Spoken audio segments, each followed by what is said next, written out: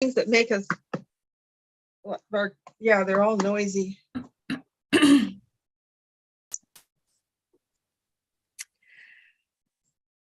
So I'm just getting us set up on YouTube and then we can get started.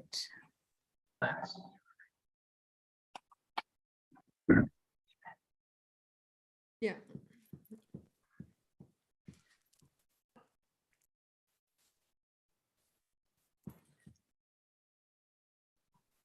Okay, welcome everyone to the Bowen Bay Water System Community Information Meeting. Thank you so much for coming. We'll be talking about public works updates and finance. Today, you know everybody, but just for a review, we have our Chief Financial Officer here, Kristen Watson. Hands up, please. Patrick Graham, Director of Engineering. Annette Frischmann, our Utilities Coordinator. Councillor Morse, our liaison for the Local Advisory Committee. We have the Local Advisory Committee Chair, John O'Donnell. And members, Al Anderson, hi Al, and Terrence Warner, thanks for coming. And looks like we have 2 members of the public, thank you so much. And did anyone get regrets from Graham, John? Didn't. Okay, maybe he'll join us later. You can ask questions throughout. Raise your hand like this or your digital hand, or you can put the question in the chat. Thanks so much. Annette, do you want to give us the water quality report? Sure. Welcome, everyone. The annual drinking water report is published together with Vancouver Coastal Health in the first half of each year. And it's a requirement for the operating permit for our water systems. It is, as of now, one consolidated report for all 7 water systems. And it summarizes the water system's infrastructure and gives water quality data from our bacteriological sampling for E. coli and total coliforms, which is done every week, and chemical sampling for chlorine residuals, which is done daily, and also disinfection byproducts, which is done about twice a year. And there is also physical sampling for turbidity. The results in general were good. There were no concerns from Vancouver Coastal Health when they reviewed it for Bowen Bay. Well number 3 was retested after there was an elevated lead result found in 2020. And the maximum, there was no, that result went down. No more lead was found after they removed a brass fitting from a meter, which is therefore believed to be the cause, so it is being exchanged. But due to this hardware removal, the E. coli, there were some E. coli found in the sample, which was because of the way the sample was taken. So there is no concern anymore about the lead in Bowen Bay. The report itself can be found on our website as well as in the agenda. The supporting documents like the lab results are also published on the website. If you have any questions, let me know. I'll try to answer them or I'll try to find out the answer. Thank you. No questions about water quality? Okay, thank you so much, Annette. Next, we'll have Patrick Graham give a brief presentation regarding Westside Water Systems upgrades.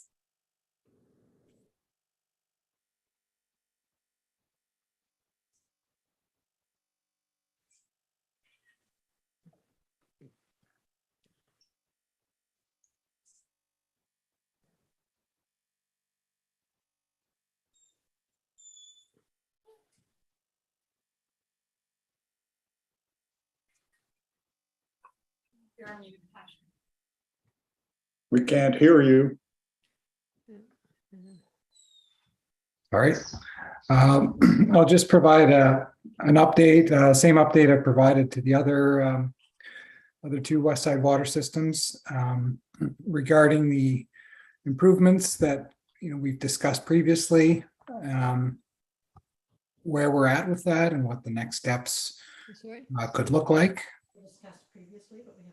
So we've done, as you know, as we've discussed, some assessment of the aquifers on the west side, some assessment of the infrastructure, current and future demands. We've looked in more detail at the wells in all three systems to determine what we may be able to do to optimize the performance. Some of the highest sustainable yield wells on the west side, and so that essentially means how much could you pump out of a well continuously without impacting the integrity of the aquifer. There's a lot of capacity that could be realized from the Bowen Bay wells. Essentially there's about 60 connections in Bowen Bay, and those wells could probably serve about 400 people. So there's a lot of surplus capacity there. The King Edward Bay Arbutus well is also very productive. And the key conclusion was that with the existing wells we have, we can supply all current and future demand in the three systems. So we had a bit of discussion with this in the other water system meetings in terms of priority and phasing of the upgrades. Currently, we're looking at the highest priority as providing enough reliable domestic supply for everybody, which based on the options we've looked at, the most cost effective and option that makes the most sense is to upgrade the 3 Bowen Bay wells plus one of the Blue Water wells, install a new fill line from the Bowen Bay wells to the existing King Edward Bay reservoir tank. Estimated cost about $660,000, assuming it's a next year project, which it may or may not be. That's primary, and I'll show a bit later, is primarily in service of closing Blue Water's supply gap and would be primarily paid by the Blue Water Park water system. There's also not just to provide fire flows, but also to improve the reliability and resiliency of the water supply. The mains really need to be replaced so that they can be relied upon and not have frequent leaks. And also to be able to deliver enough fire flow, which in the options we've looked at, a new larger reservoir tank at the Blue Water tank site would be the, looks like the preferred option. There is another reservoir that's going to be installed at the higher up in King Edward Bay from the existing one to serve the higher portion of that upper development. So that's a possibility too. A dedicated main would probably be needed to be able to provide fire flows to the north end of the Blue Water system.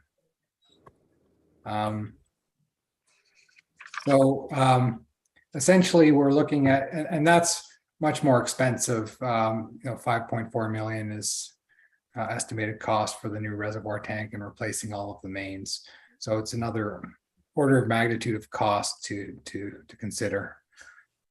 And so there's a possible phasing options. We're still reviewing how that would work and how that would be financed. In looking at the costs for the project, like I said, it's primarily and this is, we don't have an MOU in place. I think we did achieve through that process some common understanding, and one of the things is just relating to infrastructure upgrades and benefiting properties paying for those upgrades. So it's primarily funded by Blue Water. It is the Bowen Bay wells that are being upgraded. And so there is some value there. We are required, Coastal Health is very understanding of our situation, but I mean, they still require us to do GARP screening and wellhead protection plans, essentially screening for risks and, you know, coming up with a plan to protect the public system wells that we have. So in the process of upgrading, it would make sense to do that as part of that project. So there is some cost in term 34,000. Essentially, most of that is looking at, well, what's the value of the well that's being replaced versus, you know, the value of that as if it were new. So that's the rationale. I don't know what those numbers exactly will look like. To show what we're talking about for the phase 1 improvements in a plan. So there's the one well that's has reasonable capacity that could be upgraded to essentially about double its capacity. The Bowen Bay wells, the 3 of them would be upgraded with higher capacity wells that are also capable of pumping up to the King Edward Bay Reservoir. And there would need to be a new fill line installed essentially up to Joan Audrey Lane, the chlorination building. There would be obviously efficiencies if we're also replacing Bowen Bay mains, which is something that is needed eventually. So the 660,000 was just looking at that as a standalone project. And the benefit, I mean, there's a benefit here to Bowen Bay of being fed from a reservoir tank that's large enough to accommodate fire protection flows. You know, those benefits don't really fully be realized until the mains are upgraded, of course, but it does mean that you wouldn't need to replace your reservoir tank. In terms of the Bowen Bay improvements, so the wells we've talked about as part of the Blue Water project, phase 1, we'll call it. There's also water mains with new larger mains, both for the same reasons as Blue Water in terms of improving the resiliency of the system and also the capacity to deliver enough flows for fire protection throughout the system. And there would be the King Edward Bay Reservoir would be the Bowen Bay Reservoir as well.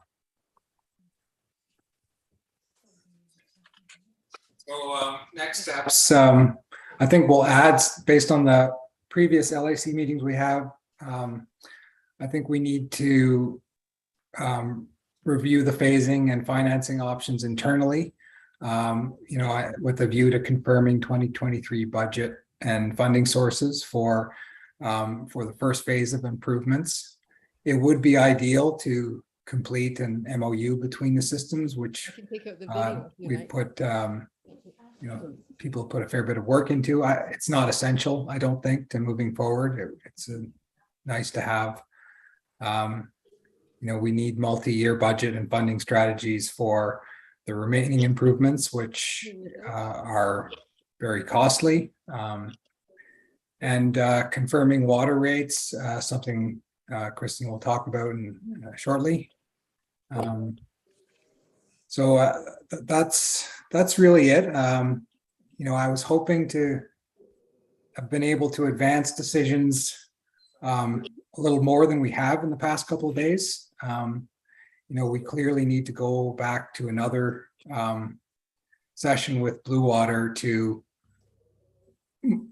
more clearly go through, here's what the needs are, here's what the costs are, this is why we need to do this step and this step, and these are our options for paying for it. But that's it in a nutshell. If there's any questions, we can talk about that now. Dennis Fetter here. The water main replacement number you had up there, what was that number again? For Bowen Bay, Yeah. 1.8 million to replace all the mains in the For system. all the mains throughout the entire Bowen Bay system. Yeah. Yeah. So it's not inexpensive, of course. It's a No. costly undertaking. There would be, the obvious benefit is you have new mains that are less vulnerable to failure, and you have the capacity to deliver fire flows throughout the system. Of actual fire hydrants. On the main replacement, so that would include new 6-inch fire hydrants? Yeah, That you would would need fire hydrants. Yeah. And then the PRV, where would that be? PRV. You said Um, one new PRV for the Bowen Bay replacement. I don't. Yeah. What's a PRV? Pressure reducing valve. Oh. Yeah, it's a small to see. I believe it's the one at, is that Windjammer or is that Bowen Bay Road? That's Arbutus Point Road Arbutus Point. and Windjammer. Yeah. And So that's the current connection, I believe, to, the emergency connection to King Edward Bay. I think that's the valve, isn't it? Well, now the primary flow would be coming down from this reservoir, so there would be a need for a new PRV I see. at the where that ties in, where that feeds into the system. Our water. So just to clarify, so when we say the main, so it would mean a new main up Arbutus Place, that little cul-de-sac. So all, Yeah. basically all the current 3-inch service pipes would be changed Yeah. to 6-inch or more. Yeah, that's that's right. And we were just looking at sort of the 2023, 2024 cost numbers. I mean, if this gets pushed out, for many years, you would expect that the costs would escalate. And If I can ask a question, what is your opinion of the condition of the Bowen Bay infrastructure? Are we good for 15 years? Are we 5? Or how vulnerable is Bowen Bay? Well, that's difficult to say. I mean, just based on the age of the system, we would have some concern about getting towards the end of their life. We haven't had a lot of leaks or major issues with the Bowen Bay distribution system. Part of what we found is the leaks we've had recently, one recently in Blue Water, there was one earlier this year in Tunstall Bay. It wasn't as much the pipe itself that was the problem. I mean, it was old, but it was still, reasonably solid. It was how it was installed. And a lot of them were just kind of thrown in there with a mixture of, large jagged rocks and whatever other debris was used to construct the road bases, which, some of them were probably just logging roads. So you end up with, a pointy rock that gets gradually forced into the pipe and causes it to fail. So I don't really have a good answer for that. We are looking at our asset management planning a lot more closely this year and trying to get some better quantifiable estimates about, well, what do we estimate the remaining service life is on all of these assets that we own? Just I guess are they made of cast iron? Are they, or are they most of the pipes?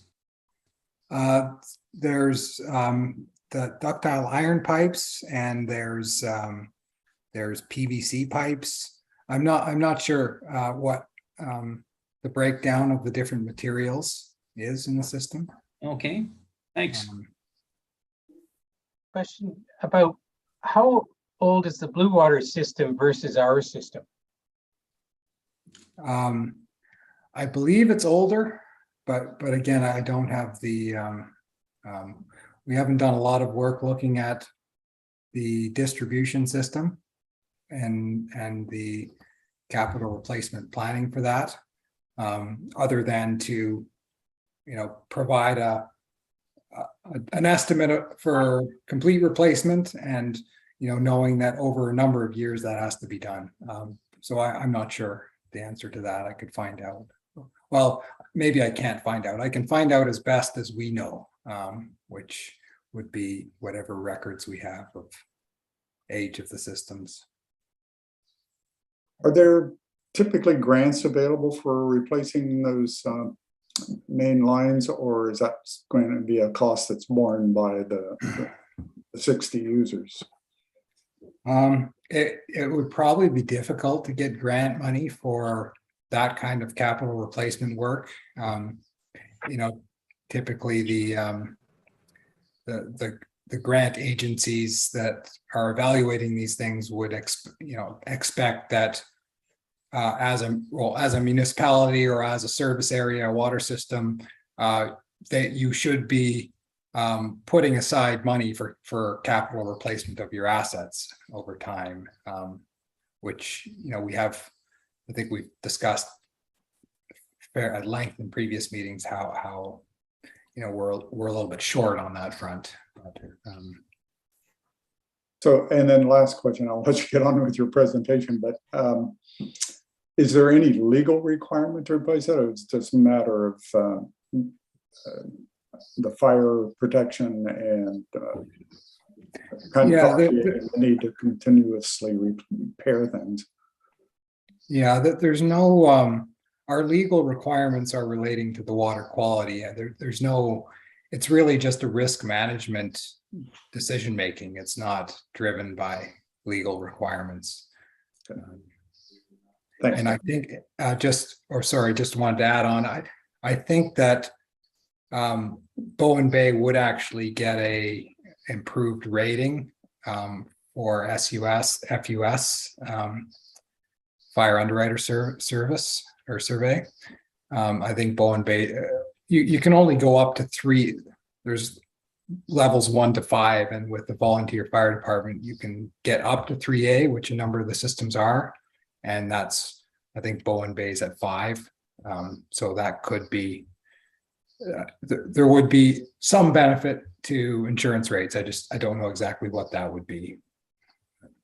In my experience, that varies by insurance companies, and some of them don't even pay attention to it. Maybe. Question on the legal side then. Phase 1, it involves linking the 3 systems, I understand. Is there a legal requirement to get consent from the Bowen Bay water users? Legal requirement? Well, I think if in terms of legal requirements, I mean, they are municipal systems.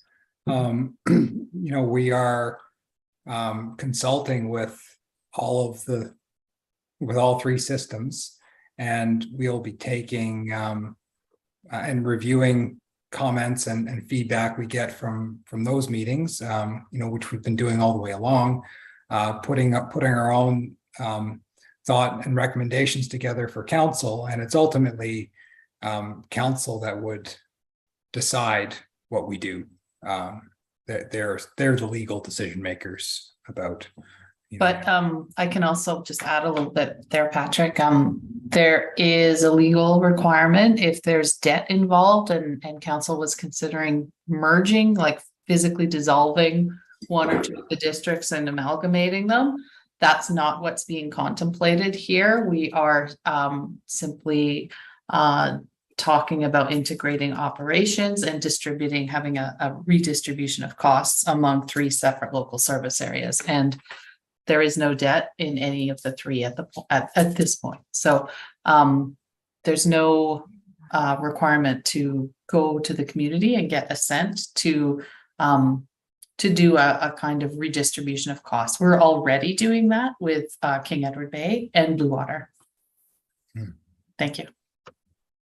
Okay, yeah, because I guess the question people will, comes down to is it looks like, the Mini is planning to go ahead with phase one, and it's indicated there may or may not be an MOU. And I guess the question that I have to ask is it really, if the Bowen Bay water system doesn't approve going ahead with phase one, I'm not saying we're not, but if we don't, can they still go ahead anyway and use our water? They could, that would be part of the information that would be brought to council. Like if Bowen Bay LAC recommended not supporting this, then that would be part of the information that council's presented with in making their decision.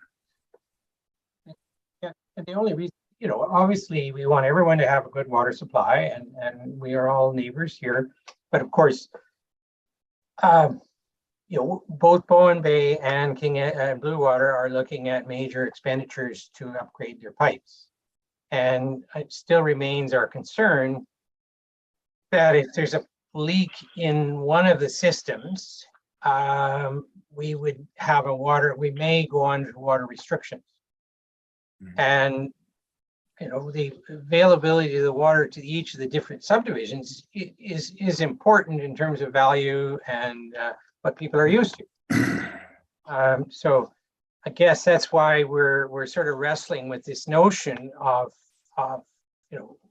suggested in phase one that we just go ahead and be linked. Yet we're not sure that we'd be linking with a leaky pipe system. In phase one, it's suggesting that pumps are going to be replaced. Are they going to be what they call smart pumps with sensors in the wells that indicate the health of the well as the various flows occur?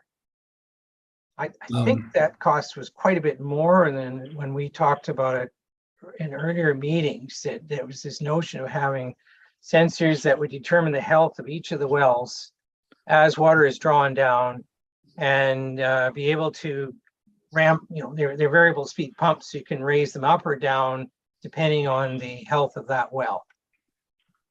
Yeah, the health of the well, we'd have monitoring, continuous monitoring for all of the wells, which we do now. We could set the minimum levels at the details of how exactly they would be operated and how the communications design and controls design would be, is like those are details that we still have to figure out. But yeah, they would be controlled by reservoir level. There would be points where the wells would, if that gets down below a certain water level, you wouldn't pump from that well anymore.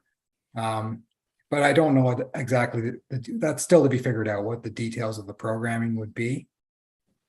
And Yeah. I think we would continue to, supply as much as possible. Like there kind of be a sequence of preference, right? The wells that you would get as much water as possible from Arbutus Ridge well, because it's up there. You're not, it's less cost to pump from there.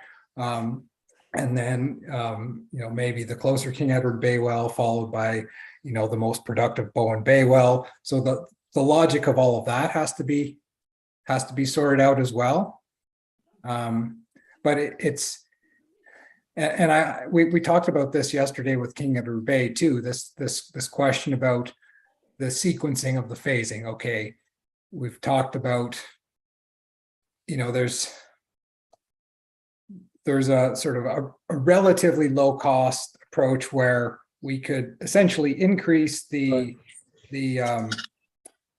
flow into the King Edward Bay Reservoir by about 2.5 times, and by feeding everyone from that reservoir and increase the demand by only about 30%, right? So you're adding a lot more capacity than demand, so that sort of increases the resiliency of the system for everybody. The other line of thinking, which you've, alluded to, is okay. Let's make sure we replace all of the pipes in blue water and make sure that it's a rock solid system before we do any well upgrades and do any kind of interconnection like this. And there's risks associated with that approach too. I mean, that's you've got 600,000 versus 4 million. I guess the risk is that gets much more difficult to implement in any kind of timely manner. I mean, the phase one, the well upgrade approach could be, we could get approval from Blue Water for the borrowing and put it in the budget for 2023. It's feasible to do that next year, right? Replacing the mains, we're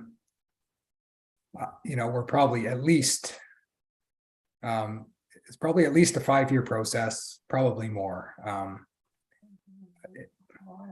It is hard to say, it's not going to be a leaky system because we have had leaks. We've done a better job of getting on top of them, I think. Last summer there was, we did a comparison of the total flow into the system from King Edward Bay and from their own sources versus, the metered amounts at the point of use, and they were very close, about 3% leakage, which is, fairly low. So, I mean, I understand the concern. I just trying to map a path forward and flipping it around like that, taking the view that, it has to be a solid system before we consider doing any kind of supply upgrade like this. That has its problems. It creates bigger hurdles at the outset. Now, one of the, I guess, the resiliency of the pumps, like the Bowen Bay pump number 2, which is the star, it's not really under a lot of demand. No. So that's what I was more wondering, is if it suddenly is being, 3 times the amount of water is coming out of that well than is currently being used, will we have a way of knowing that, that well wasn't as amazing as we thought, and we're stressing it, or we're reducing the water from another nearby well because we're all on the same aquifer, apparently, although I don't think they're as connected as is thought. But especially if we're going to go ahead with this interconnection, but with everyone kind of going, well, we don't know when we'll replace the pipes. I think it's fair for people to be concerned, right? Because without, in other words, if, the other system realized that really to get really strong, reliable water, they've got to spend some money first.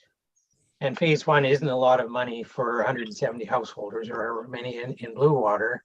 They outnumber both King Edward Bay and Bowen Bay by quite a bit. I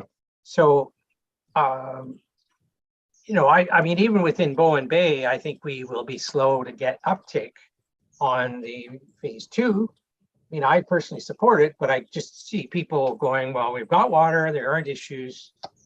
Our system, and I think it has more to do with the geological terrain underlying and the way the roads were built. There's good ground under most of our roads that we're not getting movement and failure in the pipes. But we have to, on behalf of our water system and our homeowners, have to say we really are concerned about, instantly joining our systems or next year joining our systems when there's no commitment to go ahead with the upgrades to reduce the leakage. Yeah. So that may need to be, I don't know what form that commitment would be. But that's something we heard from King Edward Bay as well, is that they were. The analogy I gave John is if you're buying a car and the radiator's leaking, you're going to expect the car owner that's selling it to you to fix the car before you buy the car. Mhm. So to me, this seems really crazy to not fix up the pipes when it seems it's almost an annual thing that Blue Water has a leak, and big ones, not just, you know, it's the big main pipes. And so they're losing a ton of water, which is going to be our water. And I don't want us to have to go without or get put on restrictions because they've had yet another blowout. And we're going to pay the price for that when we don't have that issue right now in Bowen Bay. Mhm. So I mean, if you kind of, you know, back it down into a personal level of, if you were buying something or trying to sell something and there was a problem with it, you'd be expected to fix it first, period. Mhm. I mean, I can't imagine anybody wanting to buy a car that had a big problem with its engine. Well, it's not, yeah, I understand what you're saying. I mean, it's not a water system for sale, right? It's a water system that we have to deal with. But we're sharing our water, which is very dear to us. And we don't want to get put into a position where our water is being wasted when we could be using it. I mean, Well, yeah, of course. You know, anytime we go to a new, you know, something completely new like this, we would be monitoring it closely. And like John said, from all the hydrogeologist assessment that we did, you know, the Bowen Bay Well 1 should be extremely productive. You know, if we start, you know, feeding into the King Edward Bay Reservoir and, you know, discover it's not quite as productive, though, we would be monitoring that closely.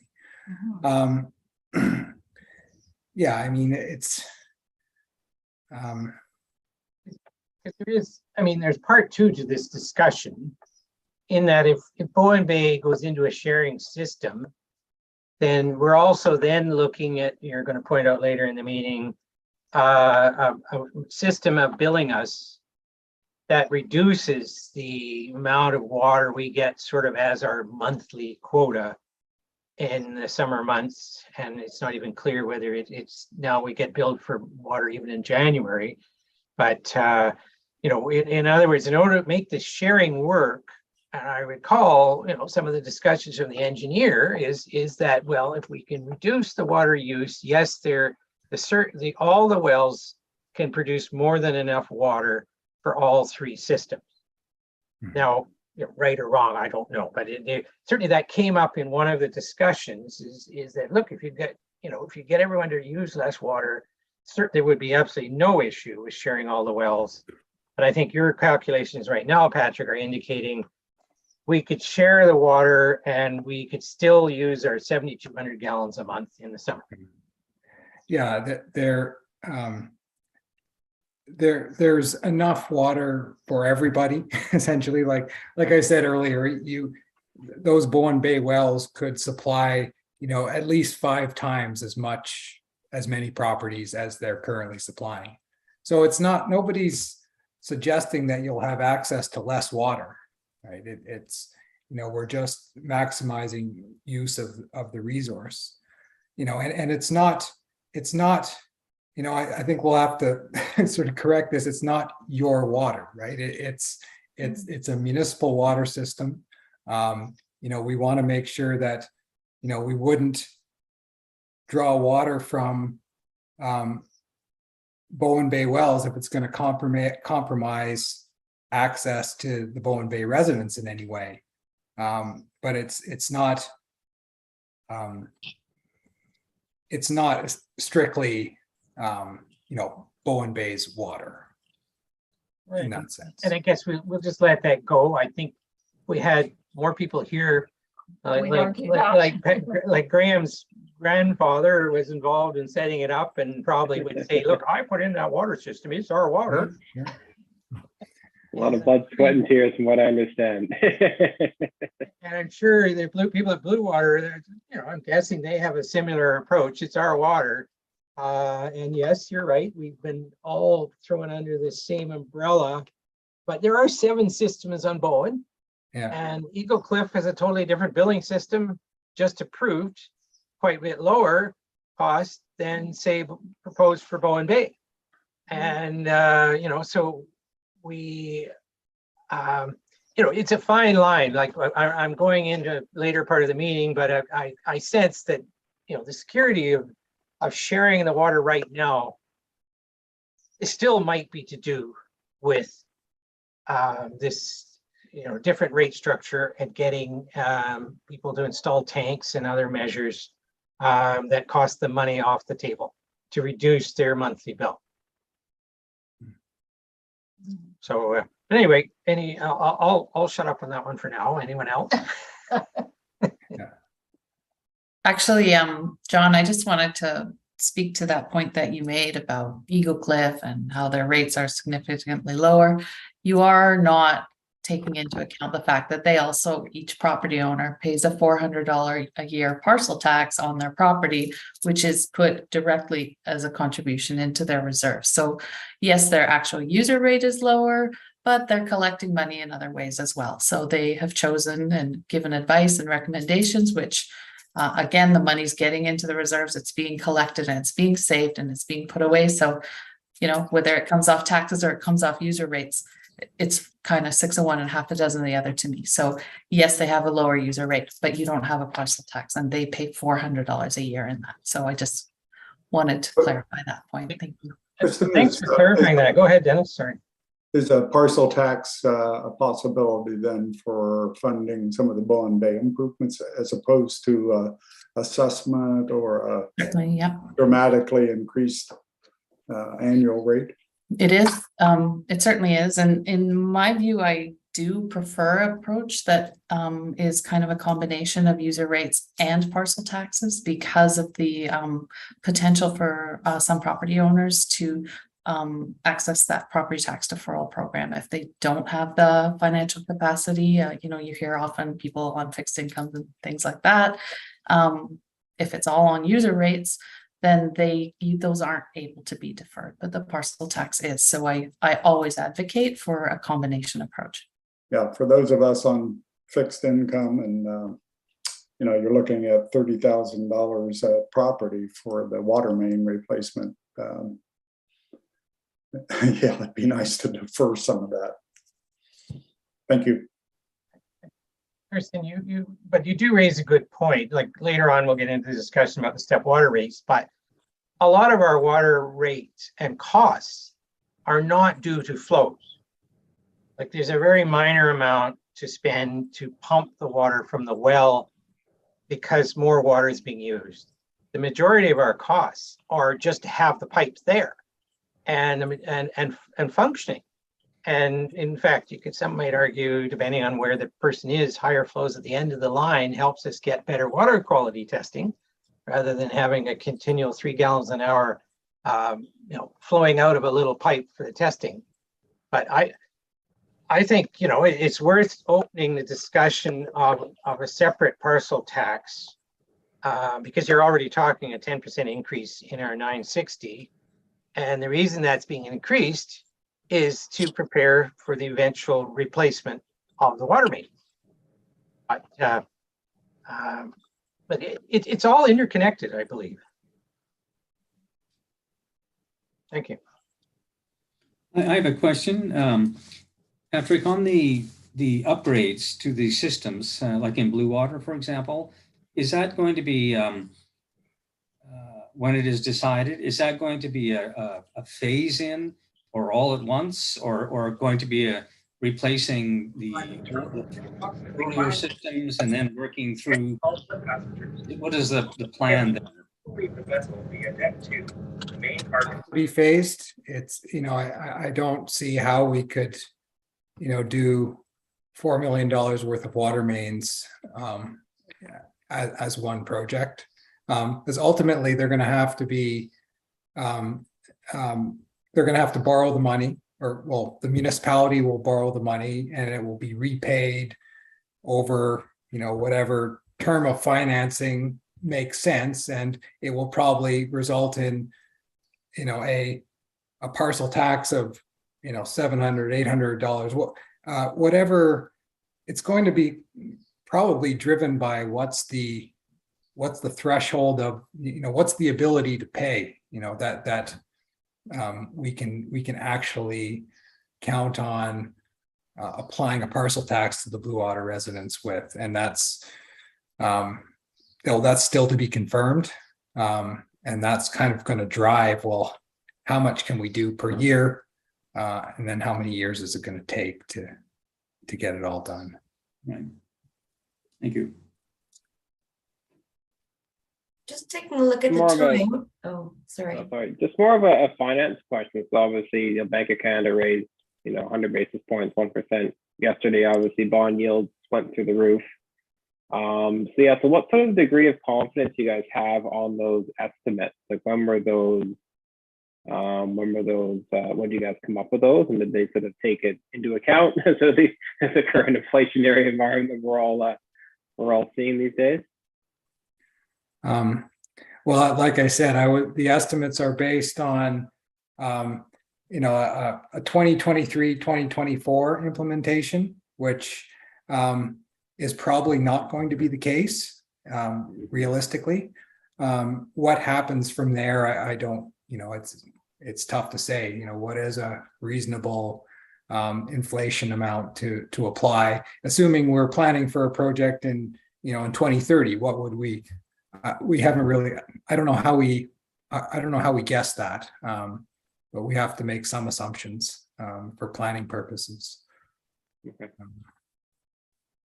Thank you. And Patrick, you applied a 20% inflationary factor to account for the 2-year period from 2021 to 2023, just given the current conditions and the runaway inflation that we're experiencing right now. Yeah, I wouldn't say 10, well, at least I hope 10% inflation on construction costs isn't something we need to apply, in future years, but it has been like that recently. Okay, I'm going to ask that we move on to the finance presentation. It's 10 to 8, and maybe have more questions about that. Kristen, are you ready? Yeah. Okay.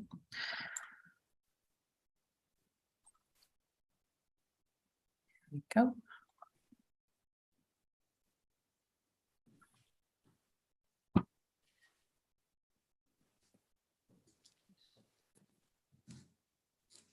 How's that looking now? Good. It's okay? Mm-hmm. Okay. Okay, so I've put together a presentation for you. We're going to do a little financial review, and also look at consumption over the past summer in Bowen Bay, and look at a proposed new rate structure. So just starting out in Bowen Bay, over the summer last year in 2021, we measured average daily household consumption at about 116 gallons per day. Now we want to get us off it, but I don't know how to do it. Okay. On Bowen Island, we use 2.5 people per house. So if we break that per property daily summer consumption down on a per person basis, it works out to about 46.4. Sorry? It looks like you're still on the title slide. Okay. So let's see. I thought I had this fixed from last night. Darn, I'm sorry, you guys. So I will. I don't know why this is doing this. Can you click down the slide? I'm going to stop and try again. Sorry. I tested it and everything. Let's see.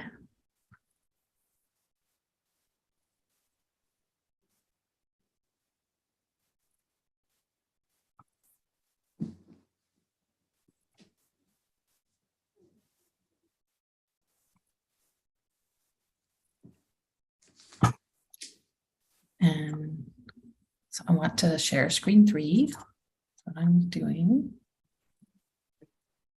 Okay, so you're looking at my title slide. Mm-hmm. And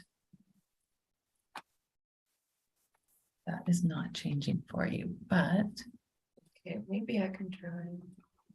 let me try this.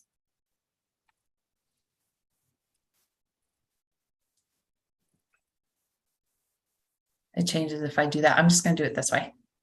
Okay.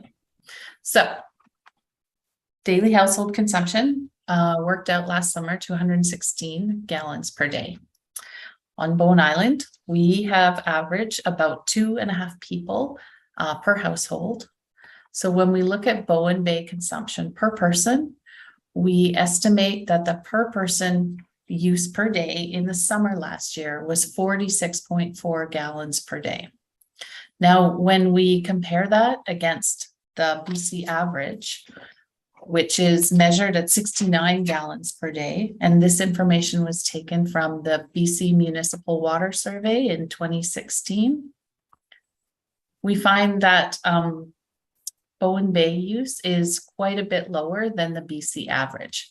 So on average, Bowen Bay is using approximately 67% of what a provincial daily per capita use is during the summer. And those are the months with the highest consumption. So I think it's fair to say that for the most part, Bowen Bay residents are very careful when it comes to water use. But I say for the most part, because we actually do have a couple of households in Bowen Bay that consume at higher than that daily average. So just to break it down on a bit of a distribution graph, in Bowen Bay, last summer, we had one household that on average consumed about 480 gallons per day. There were about 4 households that consumed around 300 per day. There were 3 households that consumed about 200 per day. And by and large, most of the households, 15 at about 150 and 15 right at that average, about 116. And then we had 9 below the average at about 50 per day and 6 properties that were down around 25 gallons per day. So by and large, most of the properties are just a little above or right around the average part, with a significant number of them who are actually consuming under the average. So the current Bowen Bay user rate, it's a unified rate with King Edward Bay and with Blue Water, and it's a flat rate of 960 per year, and metered rates kick in at above 240 gallons per day or 7,200 per month.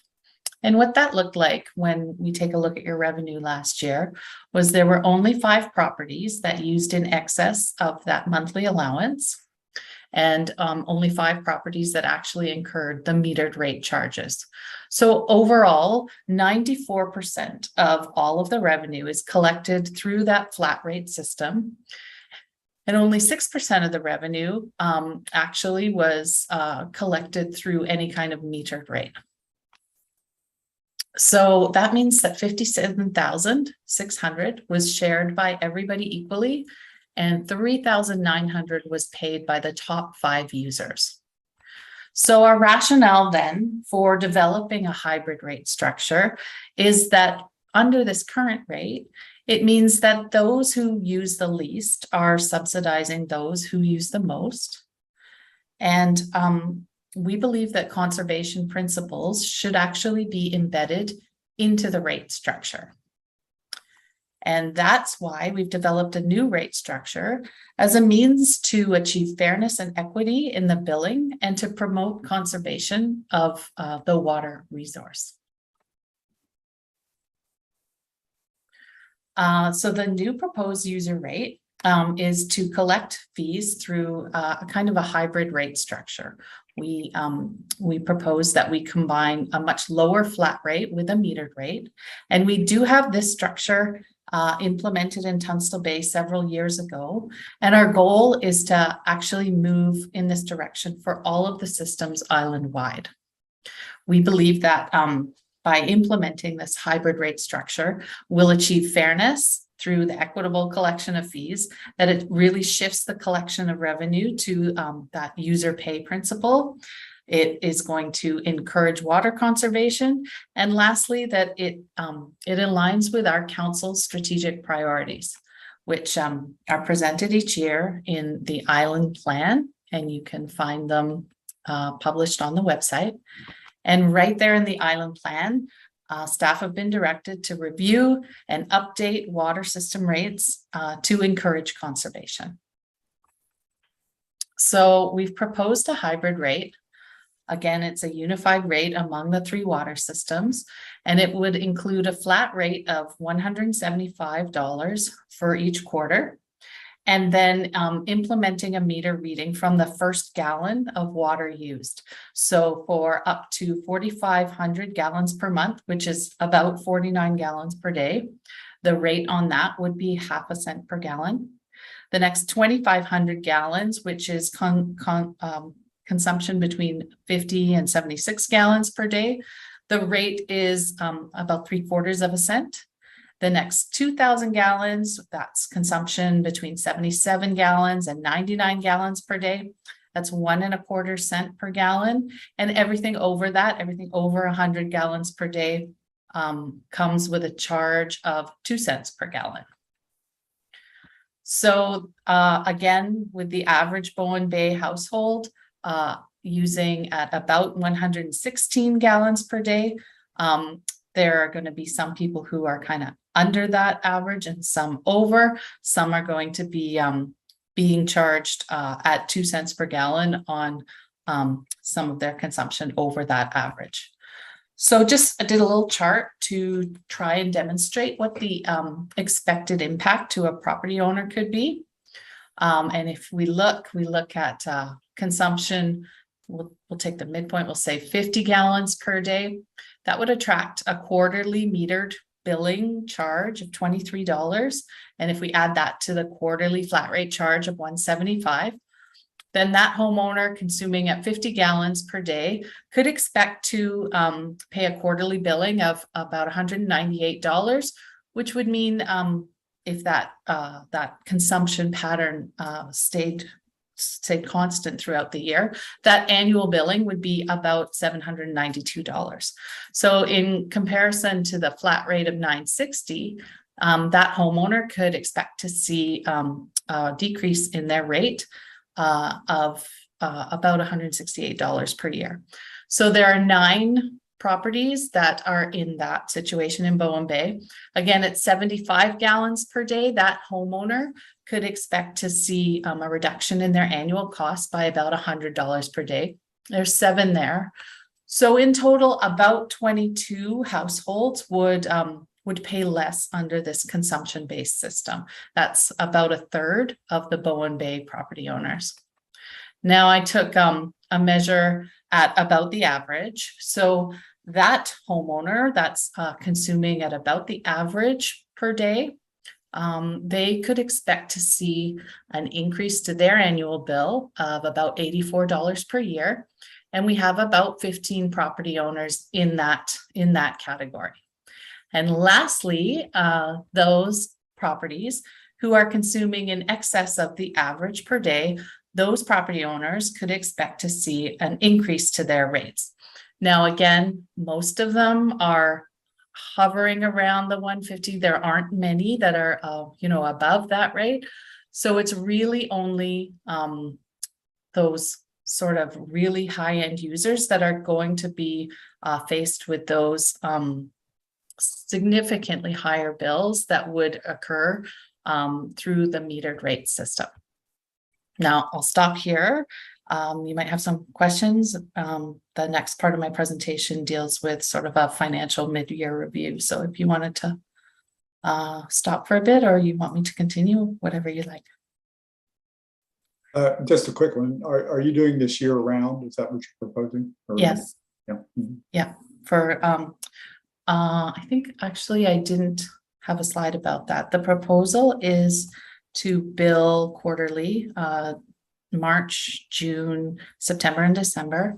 And the proposal also includes that we would continue to read the meters monthly throughout the summer so that we can be on top of those leaks in the service connections at the households, that we would continue to notify homeowners of any high usage readings, because we think that that's really important to be on top of it during those summer months. So we could do, we're already doing a winter reading. We're not doing anything with it. It's just an informal reading, but we just like to kind of get a gauge on where consumption's at in the winter. So we already do that.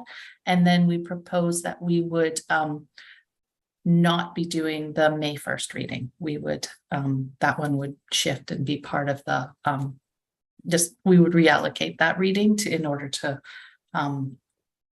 figure out how to get the quarterly billing in. So it doesn't cost, there's no additional readings needed to do the billing throughout the year.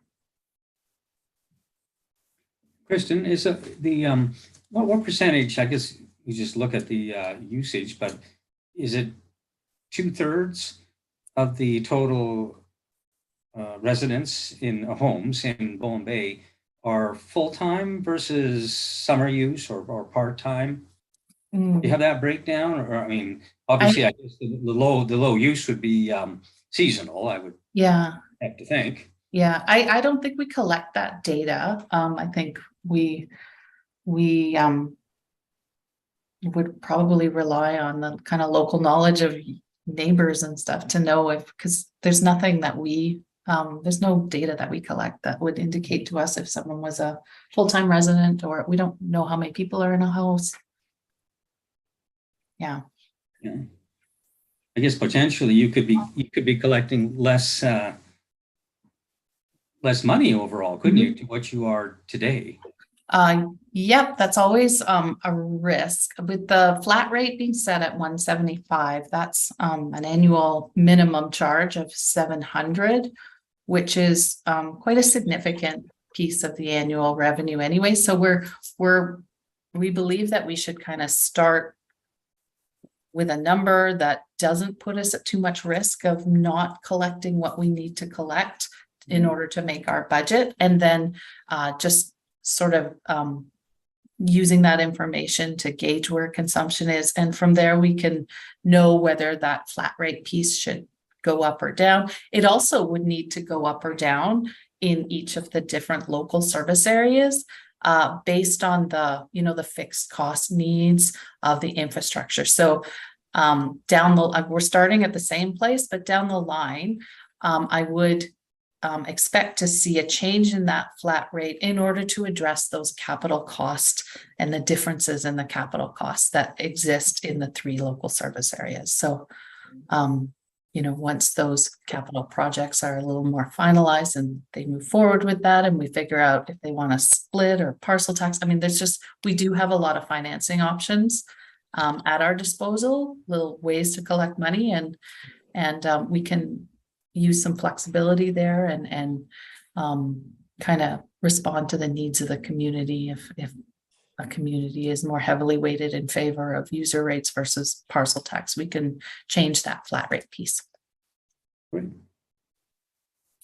Question, Bowen Bay water use versus the BC average. I think to Al's point, of course, a lot of the residents in Bowen Bay are seasonal. Mm. There's a lot of homes that aren't being used year round. But I know Snug Cove, I think they got caught a bit off guard because suddenly more and more people are living full time in the homes, and perhaps it put a load on the sewage system is one of the factors. So we may see our usage climb just through more people becoming full time. We're seeing a lot of people moving here full time. And yeah, we're a great example. We moved here during COVID. And then that one user at very high, did they have a leak? Do we know? Did we establish that? Well, that is the consumption measured over the entire summer, and the average is calculated based over the entire summer. So I don't think that was a one-time leak because it's reflective of a pattern. Okay. So they presumably they got the letter warning them and all that stuff that they were high, and so they and then okay, and it was answered already. The water charge is per quarter, and then even in December we're going to be paying for water when Mother Nature is delivering a huge amount. to our systems, which I question. And then the rate, now, at the end of the presentation, I think there's a suggested rate increase of over 10%. So do these new rates reflect the rate increase, or is there, like our current rate is $9.60? It's suggested it's going to go up maybe by 10 or more %.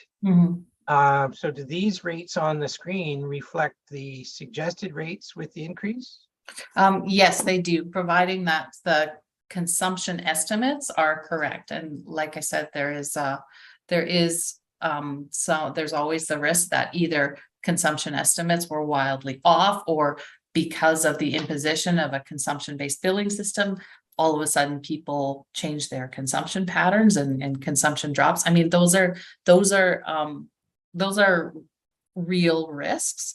What I have considered and talked about with the other two districts is that we look at implementing it in kind of a mid-year, halfway or later in the year, and then we can sort of spread that risk over a couple of years instead of just, if we just started January 1st and had no historical data or no information as to how people's behavior may change with the imposition of consumption-based billing, that I think that would increase the risk. So I would make a recommendation that we implement a metered rate billing system and kind of straddle its implementation over 2 fiscal years, and also use that opportunity to communicate with people and send out Jonathan Burke from King Edward Bay suggested that we send out kind of a parallel system that says, under the new billing system, your bill would be, so that we kind of are able to provide people with the opportunity to really know how much water they use and what that would look like for them. Because I don't think a lot of people out there know that they consume at 116 gallons per day per month. Like, I don't think a lot of people really have a sense of where they're at on the consumption spectrum. So taking that opportunity to inform people where they're at and what that would look like to them under the new system, I think is a really positive and helpful approach. So, and then you had mentioned that the rates can be varied from Blue Water to King Edward Bay to Bowen, as it is on the east side. But I thought one of the whole goals of this amalgamation and everything was to get us, you were trying to get us all in the same system and the same billing, because there was some, which I can't understand in the day of computers, but there was some logic of cost savings because our bill would be the same as one for King Edward Bay. But yes, in fairness to King Edward Bay, they don't need their rate jumped up to cover new pipes right away. They do need a reserve to be built, but I really worry that we're jumping the rate. We're going to something when really what we need to do is to lock in, what is our cost of upgrading the system, and then have a holistic look at it. Because we, as pointed out, the other system's paying an extra $400 a year for their debt service, and so their base is lower, and yet one of the justifications for raising our rates 10% is to increase the amount available we have to pay, or reduce what we pay later for that debt service. But I don't know, it doesn't quite balance or compute, and I guess especially for, of course, the lucky people in Bowen Bay that are already conserving. Right, like in other words, our use is far less than our wells produce, and we are already doing that. And there are maybe a couple properties. I'll be honest. I think we're in the not the top 2 bubbles, but the next one down, because we have quite a garden, and we've got irrigation for the garden, and we're conserving. We've got new conifers going in on I think we planted 4,000 since we've arrived. So we're trying to get them established, and we are using more water than the average, but we didn't get a surcharge last year. So we're careful to make sure I that only we- shower every 2 days. Yes, yeah. We changed all our toilets to super low flow and all that good stuff. So frankly, we're of a mind trying to get, keep our, have that water allocation because it's going to a garden. And a garden which is a long-term asset and has other advantages for climate change, etc. But so that's, I mean, I think that's our unease is, we are one of the lucky people who have a property that we can actually garden on. We're not on a hillside We don't water the grass. extreme, and we are also one of the lucky ones that gets a lot of sun. So we do need more water to keep the plants healthy. But I just wrestle with it because really Bowen Bay has water. Our current system is working. We've only got we've got 3 outliers, but they're not outliers. The system is using that revenue, right? And that we've always been very careful not to go over and get the nasty letter thinking it's a fine, but it's actually not a fine. You've made it quite clear. It's just a usage charge. Mhm. And as I see it, though, our rates will probably go up 25 to 30% because the billing is not no longer just June 1 to September 30th.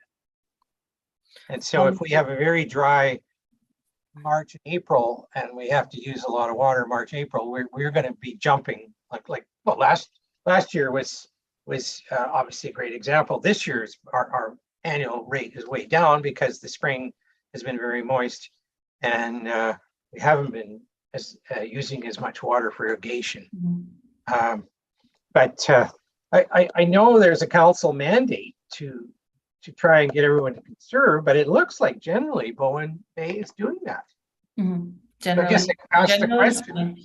So I would say this, I would say that more use means more pumping and more water consumption and more storage requirements, and they attract more costs. So a metered rate system that is directed at reducing consumption promotes conservation of the resource, and it promotes equity and fairness, that those who use more pay more. So that's the philosophy behind the billing structure. The second piece I wanted to address was, and perhaps maybe provide a little bit more clarity on, is why the flat rate component of the bill could change depending on the local service area that you're in. It is, I think, a desire and a need for that people who are operationally sharing one water resource and using a system, that the amount that they pay for what they use remains the same for everybody. But when they're in a separate local service area that has different costs and different, you hit the nail on the head. You said King Edward Day doesn't have to pay as much to look after their pipes, whereas Blue Water needs to pay a significant amount. That's the piece in the hybrid billing structure that we can use to equalize people, or not equalize them, but make sure that despite that a family in Bowen Bay or a family in Blue Water who's using 150 gallons is paying the exact same rate for that 150 gallons that a family in King Edward Bay is paying for theirs. They have a different piece. They have to pay more to upgrade their infrastructure, and that's going to be covered through that flat rate piece. So that's the philosophy behind kind of breaking it into this very clear and concise hybrid model. It would be helpful for us then to see the calculations on what the cost of operating the Bowen Bay system is for a household, for the fact that there might be an extra 1,000 gallons. I think I made the point earlier, it's really just electricity to take the water from the well to the pump. We're already going to have oversized pumps because they're supposed to serve other water systems. So it's not going to put more wear and tear. It's just the electrical load. There's no other, like putting water in the reservoir more often doesn't wear the reservoir out. In fact, higher flows in pipes is probably healthy for the pipes. That's possibly why some areas of the systems have problems, because there's very low flow, because there's seasonal uses. So I think you can't, you know, I think we need to see hard data to back up your statement that the cost of operating our system is based on usage. Because I don't believe it is. The method of collection of revenue is based on usage. Correct, but the cost of running the system isn't elastic in terms of usage.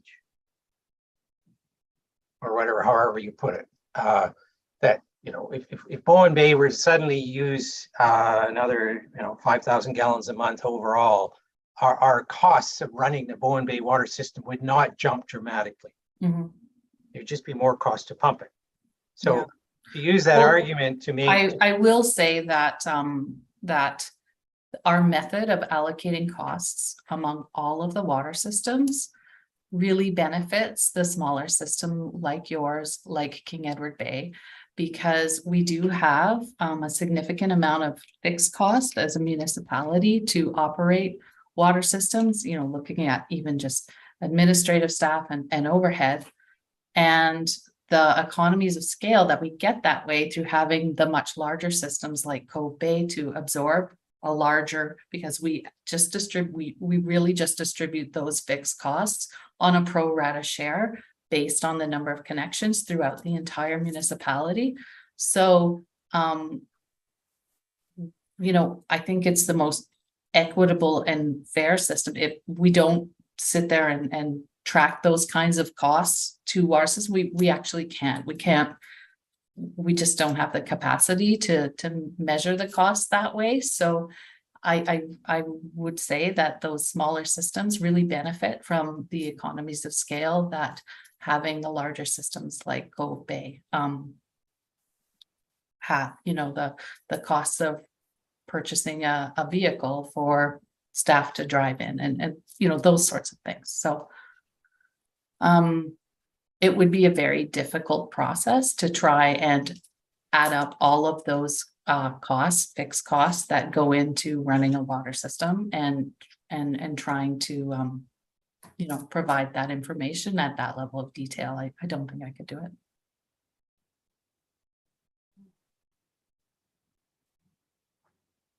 I think that the rationale that Kristen described for the system wasn't based on the elasticity of the cost, right? It was based on fairness and encouraging conservation. So it's not, you know, the direct cost per volume is the rationale for why this system or this approach is being proposed. thank you, Patrick. Kristen, is this a good chance to move on to that financial information you were talking about? Unless there's additional commentary about the rate structure. I don't know if we're done yet. Does anyone else have any comments? Thank you, John. Al or Terrence or Les or Dennis? No, I think I'm good. Thank you. Okay. Terrence, you're muted.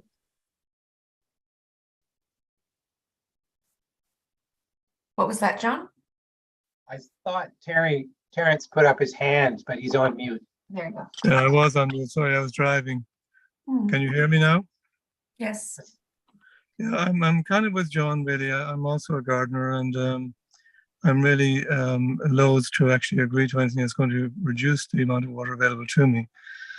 And I have difficulty seeing why that should be the case, given that everything we've heard so far tonight indicates that we have, in fact, way excess capacity in comparison to needs, and we're already well below usage in the Lower Mainland. I have a large garden that I have a holding tank myself that I use to store water from the winter. I have several holding tanks actually, but I also have grandchildren who visit during the summer, and water usage goes up when they come. So my strong feeling really is that I'm not in favor of pushing to reduce our consumption beyond what it currently is.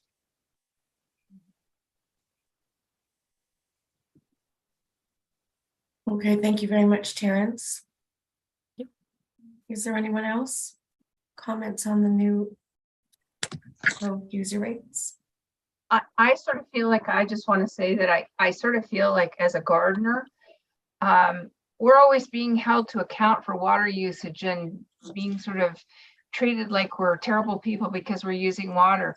But in actual fact, our gardens are producing a lot of oxygen and a lot of benefits to the environment and homes for birds and other wildlife. And somebody who has half an acre and is one person who comes up part-time, of course, uses far less water than two people living here full-time with a garden. And people are producing food, and there are all sorts of scenarios where, yes, okay, grandkids come to visit and whatever, but are we supposed to just not have visitors come to Bowen because that'll save water? Like, we have to live our lives, and we've been able to manage on over an acre with a very big garden that's becoming established, and we've cut back the water this year quite substantially just to try and save. And I hardly do laundry. You know, I try and do little laundry as I can. I shower, as I said, every 2 days. I mean, we are trying, but I feel like I'm being punished. And I agree totally. If we're so far below the BC average, what the heck are we talking about? This is just crazy. And we are clearly, most of us, trying very hard to use as little as we possibly can. And yet there's this sort of, I'm getting the feeling that you're just going to take control and charge us through the nose, and, you know, we have no say. And we do feel it's our water, and that's a good thing because it makes us feel responsible for it. And I think that one of the things that I'm not feeling is any sense of appreciation for the fact that we've all tried to be better about using water. And I also feel like we're very outnumbered by the Blue Water people who have 200 homes. And between us, King Edward Bay and Bowen Bay have half that many. So I just kind of feel like there's a lot going on that we have no say in. And this decision has been made that we're going to just put you three together.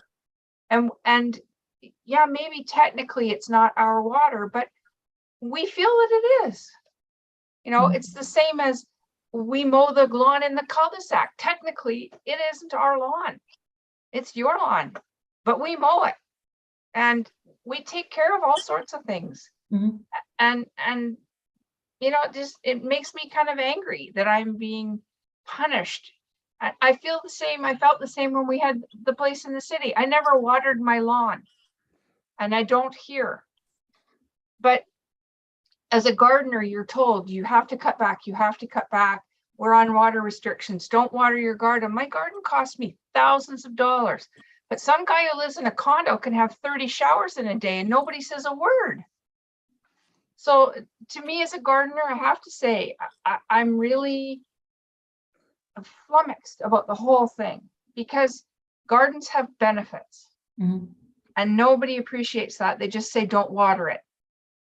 Well, I'm not going to stop watering my garden. I can't. It costs me too much money. And for the people who are growing vegetables, they're eating it. You know, it's sustaining them. And my garden for me is a mental, like, it gives me incredible joy. And people want to come. Like Alice, we saw Allison last weekend at a garden tour for the garden club. Well, they're already begging me to have my garden on a tour for next year. So if I don't water it and it's all dead, who's going to come? Like, there's sort of that, you know, there's got to be some give since we're not overusing the Bowen Bay water now. To me, it seems like the status quo is just fine. Thank you. I thank you for your comments, and Steph is capturing all of them. I can confirm that. I want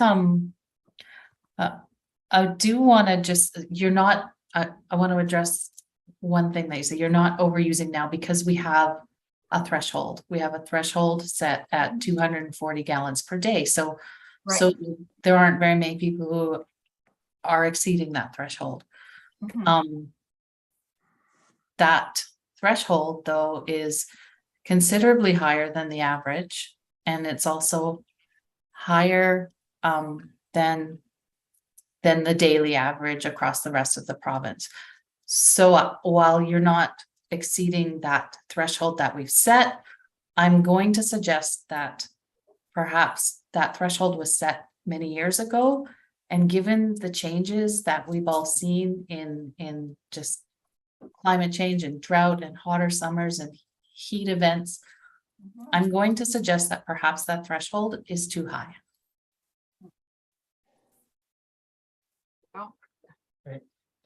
Bearing in mind when the threshold was set, Bowen Bay had very unreliable water supply. We had surface collection, we actually had years where there was shortages.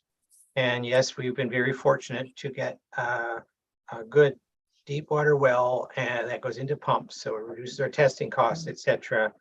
But you know, it was arbitrarily set back then, and I guess we're just arbitrarily saying now, oh, we're going to change it. Councillor Morris has her hand up. I just wanted to put in a little bit of history on the threshold. Our land use bylaw, I think, or our subdivision and servicing bylaw requires us to show certain amount per day of potable water before you can build or subdivide or whatever. And I think that's where the threshold came from. Thank you.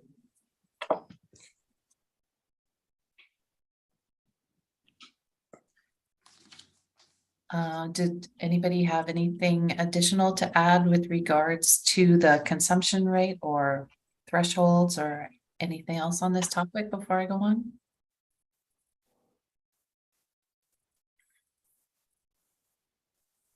And thank you. We are capturing all of your feedback and your comments.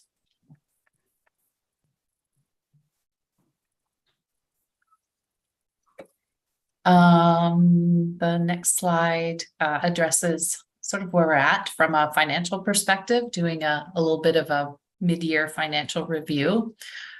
We've got no revenue recorded to date because we haven't done any billings, of course, but this year's budget actually planned for a 13.4% increase to the user rate revenue, and that was a unified increase across the 3 districts. So the target revenue last year was 58,500 and the actual revenue was 65,552. So we are budgeting for 13.4% over and above the budget revenue last year, which would which we expect or we're required to collect 66,340.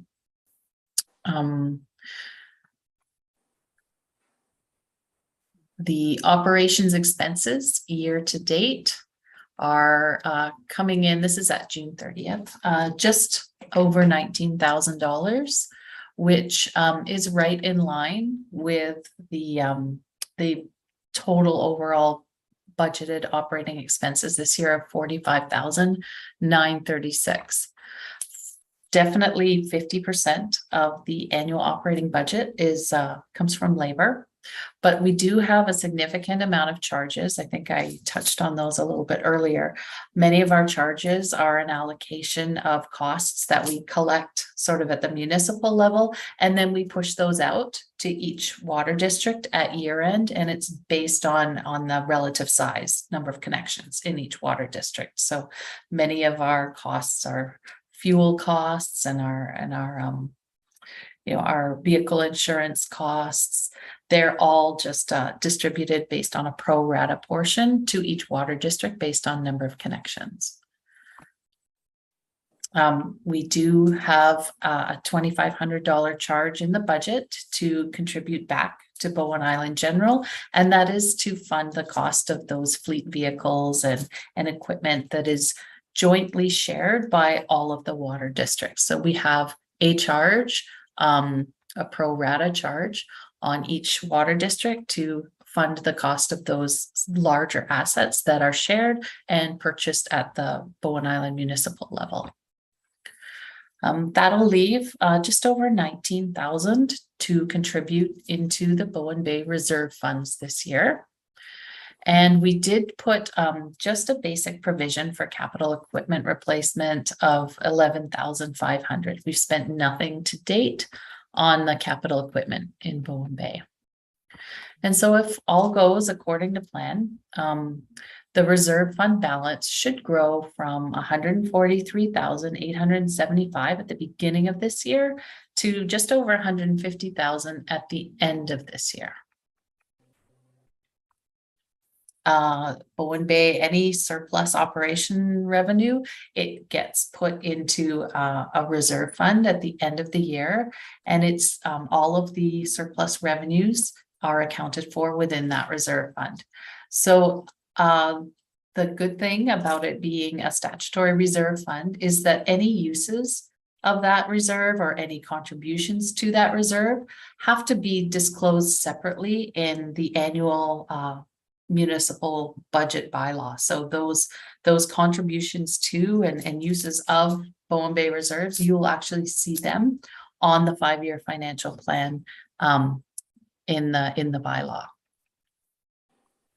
The one thing I do want to make you aware of is our investment returns this year have been negatively impacted by the the overall economic climate that we're in, and we're not immune from that either. So we do have some negative unrealized gain losses on our investments this year. And given that all of our reserve funds are invested, those are going to be shared proportionately by all of the different funds. So we are seeking community input. We want to hear from you. We want feedback from you regarding what your priorities as a community are. We want your feedback on this plan for consumption-based billing, and we want feedback from you on how this plan could be implemented. We have lots of different ways to provide that feedback. You're here tonight. We're happy to speak with you. We're happy to answer questions. You can always provide feedback directly to staff, to Patrick or myself, or to Annette directly. And of course, you can always email your feedback directly to Mayor and Council at that email address. And please do make sure that if you are providing feedback, that you copy the Bowen Bay Local Area Committee on any of that correspondence. It just makes everybody be in the loop and just get a sense of what the feedback is from the community as a whole. So that is the end of my presentation. I'm happy to field more of your questions or receive more comments. I'll stop sharing that.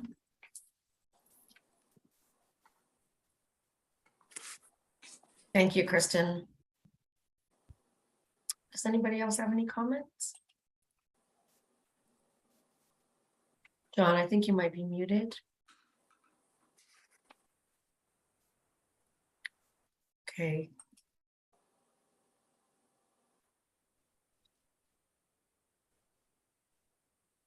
There you go. No, I think I've made a few comments and probably enough for today. Okay, thank you. We'll be doing a recommendation to council in the local advisory committee meeting that will follow this. So most of you will be in that meeting except for Dennis, who's made comments, and Les. Does Les have any comments?